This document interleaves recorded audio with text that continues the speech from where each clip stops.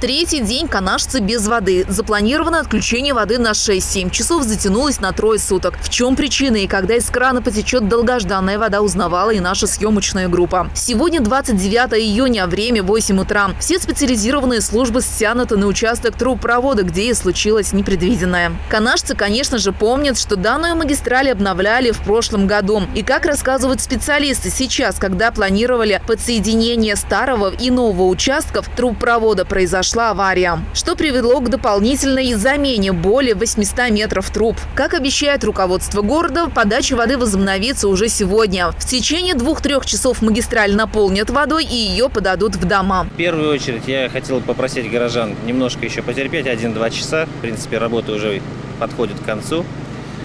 Приносим огромные извинения.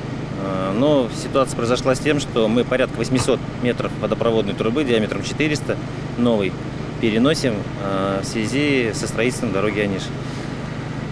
Почему происходит перенос? Потому что старый водопровод попадает в охранную зону кладбища Малгаши-сельского поселения. Поэтому, опять-таки, это в целях соблюдения всех норм и переносится этот водопровод. Но и заодно, видите, что получается, новые трубы укладываем, полиэтилен высокого давления, этим трубам еще долго придется работать.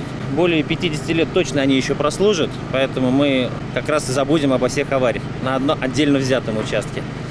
Мне бы хотелось еще раз попросить горожан потерпеть самую чуточку.